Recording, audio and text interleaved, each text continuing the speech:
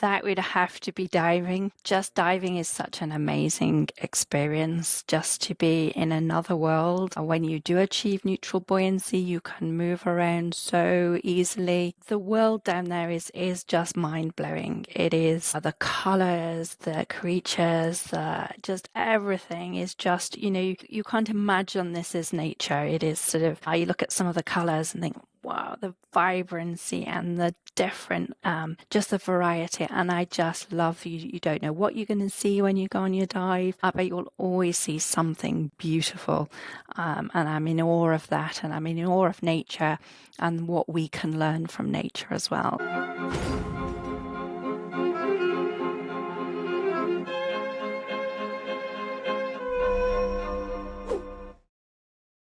Hello, welcome back. This is Thank you. Andrea Parc, And Alexa Dumitru. and this is Alive Again podcast where attorneys and other professionals meet to discuss real life stories of universal challenges and how their decisions shaped their journeys. Because being alive isn't only about existing, is about the purpose and meaning we choose to bring to our lives every single day. Today, we have with us a special lady that comes all the way from Great Britain, and she is a corporate escapee turned business flow specialist who helps aspiring entrepreneurs make meaningful transitions from corporate life to impactful ventures. As the founder of NB Coaching,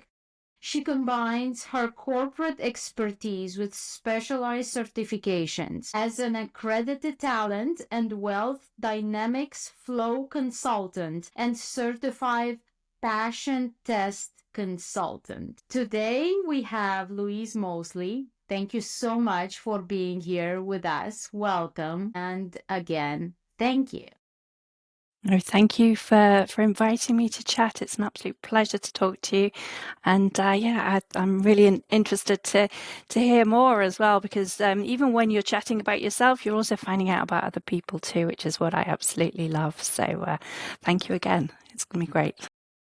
Thank you. We connected through VMI. We're part of this great Vibrational Marketing Institute group, and I was so pleased to meet you and to find out how intentional you were with your life and how many fantastic changes you've made in your life to make your life better, and why I am so in awe of your drastic changes that you've made with your life. Because from my experience and my clients' experiences, very few people have the courage to make such a drastic change. Even though it's for our best, we don't do it. So I would love for you to share with us and with our listeners how you dropped everything and went where. Hey, well, I'll try and keep this as kind of brief as possible. But I had a very kind of traditional beginning in life. I had a wonderful family, lovely upbringing. I did really well at school, went to university, a degree in pharmacology and chemistry and a master's in marketing, worked for a big pharmaceutical company, loads of different jobs within the company, lots of development. But after, I was about 13, 14 years, I kind of felt that I wasn't unhappy, but I wasn't totally happy. So I was starting to live for the weekends, and I was starting to think about, holiday. Although on paper or somebody looking in, I had the lovely car, I had a lovely apartment, I went on lovely holidays, but there was something deep down that I was thinking, there's a big world out there, and I'd love to go and explore and do something different. And what I didn't want to be was one of those people who sort of 20, 30 years down the line is becoming a bit bitter or a little bit sort of, thinking, oh God, well, what if I'd done something different? So in 2008, my partner and I decided to quit corporate life and we moved to Honduras. We had a dream to open a scuba dive resort. Neil and I met on a scuba dive holiday in Egypt, and we just absolutely love diving and the natural world. And our initial plan was to have our own place. So we basically turned up in Honduras with our suitcases and no jobs and accommodation booked for a week, and thought, okay, let's see what happens. And I mean, we had been to the island, an island called Roatan, a few times on holiday, and we'd been to explore it. So it wasn't like we'd never been there before, but we didn't actually have everything mapped out. So we arrived. Neil's a dive instructor, so he started working instructing diving. And then I was thinking, okay, so what now? What is it that I want to do? And looking at my skills and thinking, well, they're not naturally transferable, but I spent a bit of time on the island, and I was lucky to get a job running a beach bar, which I absolutely loved. So I make great cocktails, and so I started managing the team in the bar and the restaurant, and then I started taking over more responsibility in the resort and took over the reservations and the sales and marketing for the resort, and we had a fantastic time. It was a great experience. It was something that was, in terms of personal development, I'd done every sort of course going. Big companies are generally very good at personal development. So I'd been on all the sort of courses to teach you how to be a manager, and none of them really prepare you to be managing a team in Honduras. Managers there tend to wear a big badge saying manager and shout at people, but that's kind of not my style. It's not my style at all. So it was a very different experience working with people who are so different. And it made me realize that I'd been interacting with a very small percentage of the world. The people that I knew, my friends, even when we went on holiday, all were kind of similar backgrounds, similar educations. And, there's so many different people out there with different upbringings, different perspectives, different aspects, and different ways of life. And it was really a great experience to have, and to really work with some amazing people, and to have a very, very different life to the one I'd left behind back in the UK. This is, as I said, absolutely amazing. But I would like to find out what was going through your mind at that point. Did you have any fears of what am I doing, or what was it? And also, if you would have been alone without your partner, would you have done the same, made the same decision to drop everything and go to Honduras and say, attend the tiki bar on the beach? Yeah, it's really interesting when you look back. I mean, before I actually quit my job, and we were talking to friends, and some people were like, "Oh, brilliant! That's amazing." Other people are sort of like, "Oh, well, you're giving up a good job, and what about your pension, and what about all these things?" And I think I mentioned before that for me, that question of what if is really important, and for me, failure was not going.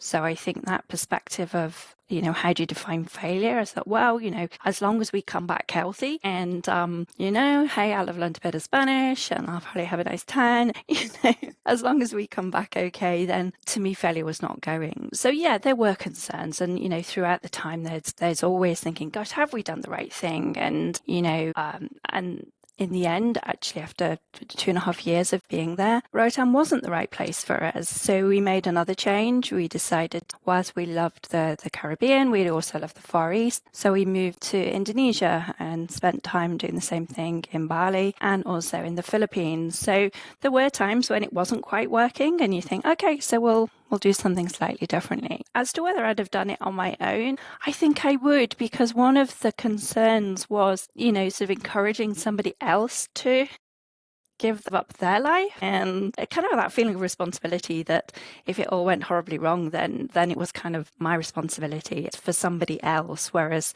if it's just me, then I'm like, okay, it's just me. Whereas I was sort of encouraging my partner to, he wanted to go too, but that I think that was something that did play on my mind, that both of us had made this big decision and big change. And now you have this coaching company, and I was wondering, what is a certified passion test consultant? Well, the passion test comes from a lady called Janet Atwood and Chris Atwood, her partner, and they wrote numerous books about the passion test, and it is really about doing what you love, and making your decisions guided by the principles of identifying what you really want from life and making intentional decisions to move towards that, and always thinking, is this in line with my passions, as a way of helping you to make decisions about opportunities or choices or decisions. And it's a lovely process. It's a very gentle process, but a very powerful process, which really helps you to look at, actually, what would I really want from life? What do I really want to be? And it's not so much about have, but it's also about be. What do I really want to be? Who do I want to be? And what do I want life to be like for me and the people around me? And it's just a really nice process to help you along that. And it was using processes like that that really started to help. While we were out in the Philippines, I was having a reflection on, what do we really want from life? What do I want from life? And as I mentioned, we decided when we initially left that we wanted our own scuba dive resort, and things changed. Through a lot of evaluation, we started to think, well, actually, that isn't the be all and end all. We still want something, a business and a life that allows us to travel and allows us to share our passion for travel and diving, but it's not the top number one. So we reevaluated and really looked at what did we want from our lives, and came back to the UK. And this is where it kind of takes two different paths. So as part of that, I realized that whilst I'd held a lot of different jobs and within my career, there was a common thread that kind of went through it, and that was always the people side of things. I loved working with people, helping them to realize their dreams and helping them to be the best that they could be. And that was whether that was as a sales performance coach back with GSK, or working in the bar and encouraging my bartenders to think beyond the sort of the barriers that were put on them by themselves, and also the sort of societal norms. And so that's where the coaching side came from, and that's why I set up NB Coaching. And the NB stands for neutral buoyancy, which harks back to diving. So for those of you who aren't divers, when you're neutrally buoyant, you're mid-water. You're not floating up, you're not sinking down. It's the most enjoyable way to be, and it's the way where you are absolutely relaxed and you're in flow. So I wanted to bring this to coaching, and also the concept of flow and becoming a flow specialist as well. So when you're not neutrally buoyant, you're floundering around, you're crashing into the coral, you're crashing into your body, you're not in a great position, using up a lot of energy and a lot of air, which you don't need to be an expert in diving to know is not a good thing. So NB, neutral buoyancy, is what I bring to my coaching and to my clients, and encouraging them to find their flow in life and in business. So that was one side of thing that set up NB Coaching. And the other side was, after going through a big reevaluation, we re-looked at lots of different places in the world, decided we loved Croatia, which was somewhere we went in 2002, went back to Croatia. Found a ruin. It was an old sea captain's house. The roof had fallen in. It was unsafe to go into. So this is the place for me. And so we bought a ruin. And then I've spent the last, 10, 12 years renovating the sea captain's house, which will be a lovely place for friends, family and associates to come and find their neutral buoyancy in Croatia as well. So the story takes a lot of different turns, but I think neutral buoyancy is probably the thing that grounds it all and kind of flows through it. Yeah, this is in VMI. I was talking about freedom, and what better way to express freedom when you can have a business that you can do from anywhere in the world, and you're not stuck in one place, because having a physical business somewhere, you need to be there. Yes. But Yeah. with coaching and everything that you're doing, and as you said, you're free to be anywhere and Exactly. to be who you are. Yes, and that was really important, because when I started the coaching business, we were based in the UK, and I used to make a lot of my connections through local networking, and then I would coach people in the local area. And I started to think this isn't working quite with my bigger picture of how do I become location independent. And it was in 2019 that I started thinking, actually, I need to do more online. I need to make connections online because, we're talking here, you're in New York and I'm in the UK and this is great. And we've become very used to that. But in 2019, pre-COVID, it wasn't quite the norm. And I was sort of thinking, I really wish there were more online networking events. And it's kind of be careful what you wish for. Yeah. Because now, The my gosh, there are so universe many. brought it to you. Exactly. Thank you. It was a bit drastic and not great for many, many Right. people, but it is interesting now that being able to connect with people anywhere in the world. And that's what I do now. I have a few UK clients, but I also I get to work with people anywhere in the world, which is wonderful. Because again, that really feeds my curiosity for different people and different ways of working and just connecting globally and getting a sense of that global community. I absolutely love. Since there are so many changes in the energy in the world, in your business, do you feel that your clients are more interested in changing their lives to the better? Because in New York and in the US, they're still kind of rigid. Mhm.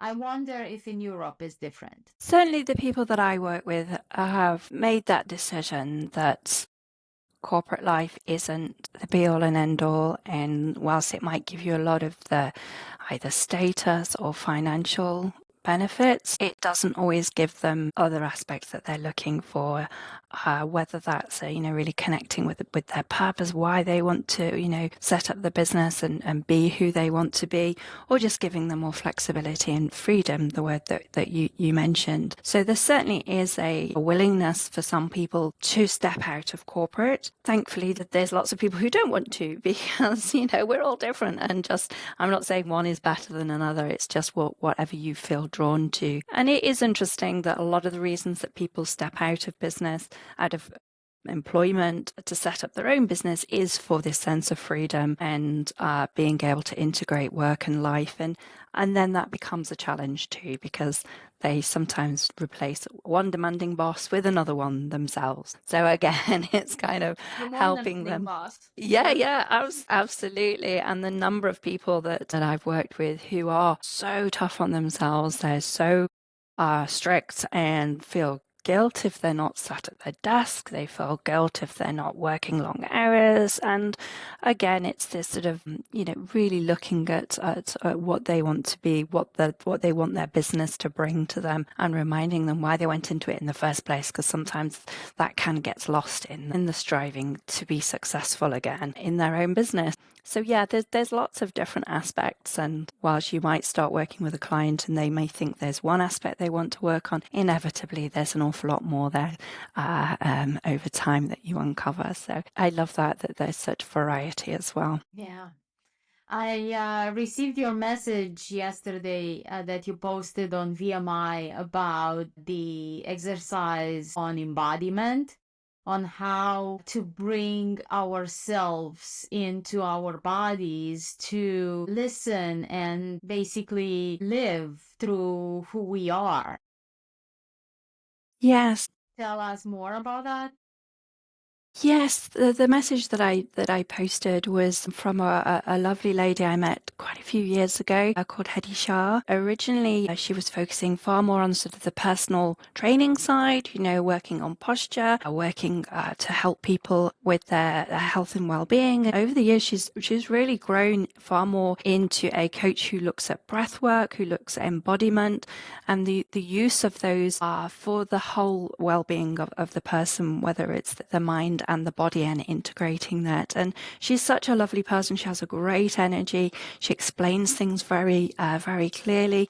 She said, I felt it was a very timely message that, again, what does the universe show to you? That within VMI, we'd been talking about embodiment and And then the message appears in your inbox. And, in the video that I shared, he was talking about bringing the energy, whether that's through dance or music, or balancing that with work, balancing breath work to bring you back to the here and now, and also using other tools to connect with nature, connect with the world around you, rather than just kind of be a passive being, but really, really connecting with all our senses for what we want to be and how we want to live. And it was just she's a very easy person to listen to as well, and I really enjoy her videos. And if anyone's looking for more information, then please let me know and I can put you in touch with her, because she's a lovely lady as well.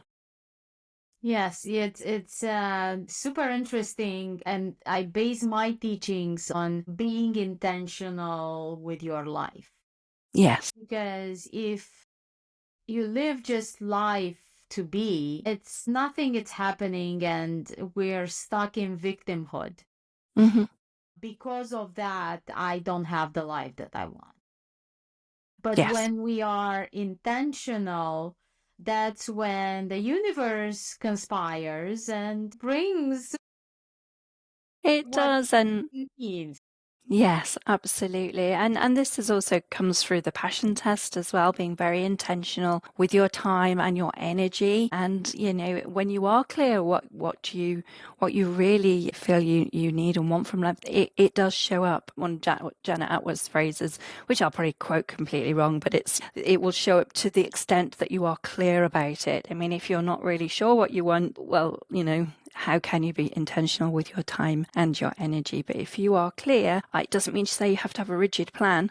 We can flex. We started in Honduras, went to Indonesia, went to the Philippines, and have now come back to the UK and also in Croatia. So, it's been a winding path, but we had an idea what we wanted in the end. It's never a straight line. And another quote from Janet is, think about this or something better. So, sometimes the reality can be even better than we'd imagined, but we have to be open for those opportunities.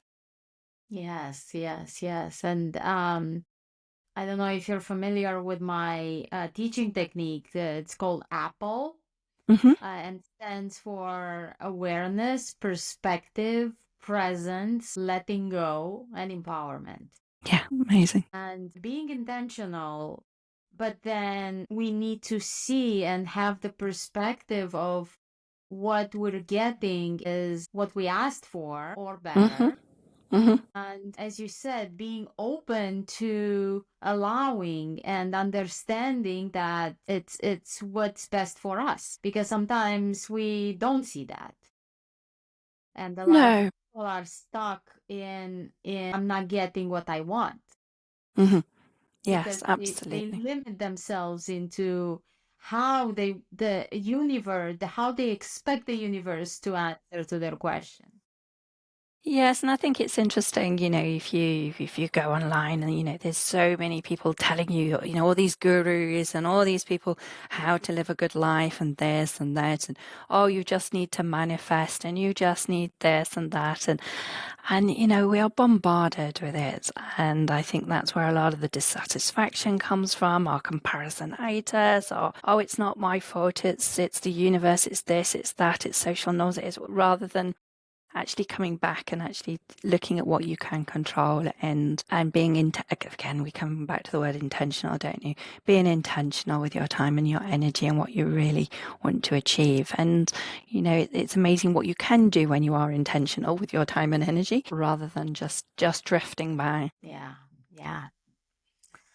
And because we're approaching the end of our episode, and because the podcast is called Alive Again, I have a question for every guest, and this is for you. What activity in your life makes you feel more alive? That would have to be diving. It's being in nature, but it is also just diving is such an amazing experience, just to be in another world. When you do achieve neutral buoyancy, you can move around so easily. The world down there is just mind blowing. It is the colors, the creatures, just everything is just, you can't imagine this is nature. It is sort of, you look at some of the colors and think, wow, the vibrancy and the different, just the variety. And I just love you don't know what you're going to see when you go on your dive, but you'll always see something beautiful. And I'm in awe of that, and I'm in awe of nature and what we can learn from nature as well. So yeah, for me it is nature, being out in nature. If I can't go diving, then it's walking in the hills and just looking at the beauty around us. That's for me. I just love that. That's the reason why I settled in Croatia, because of the water. Yes, I mean, it's got everything. You've got the natural beauty of the water. I mean, the colors are absolutely amazing, but you've also got the mountains, and we live looking across the vineyards down to the sparkling blue ocean, and you've got such variety as well. Yeah, the natural world is absolutely stunning, and I just love to be in contact with that, whether it's in the water or, as I say, out walking, or even sitting on our terrace in an evening with a glass of wine and then listening to nature coming out. And it's quite dramatic where we are. We have jackals and we have Scops owls and the noises, and the sort of the energy of the night changes, but it's amazing. I'm in awe of nature. Yes, that's amazing. It's true. It's true. I had a period of my life where nature actually saved my soul. Mm-hmm. So I understand exactly what you're Mm-hmm. describing, and it's true. And every time now I want to feel myself, I go out in nature. Yes. And people live in different places, but there's always, even in big cities, there's nature. If you just open your eyes and look for it, in cities now, the birds that are there as well. You can find some greenery poking out of the most sort of hostile of environments, but it finds a way. And so even in big cities, there is nature there to be found if you want to look for it. So wherever we are, just getting outside and enjoying it is such a tonic. Yeah, yeah, that's true. Want to add anything? I've been scuba diving and Hmm. I loved it.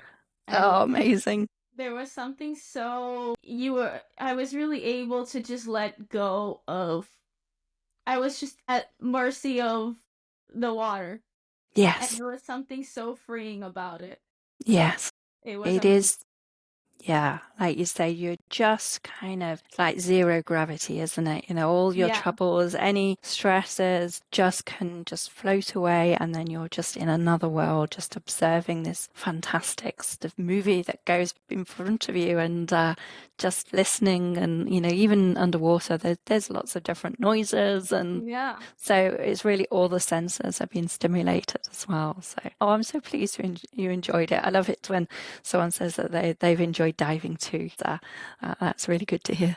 Yeah. Yeah.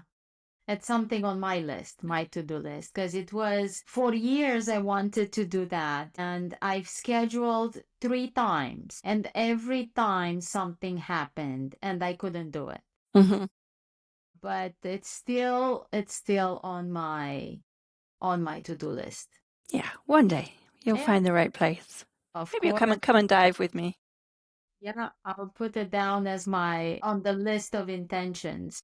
Lovely. Come diving with Maris the mermaid. Yeah. She's Definitely, definitely. Thank you. All right. So, thank you for being here with us. Thank you, our listeners. And for more, please subscribe and follow us. And we can wait to see you next week. Thank you so much, Louise. Thank you again. It's been lovely to talk to you both. Thank you.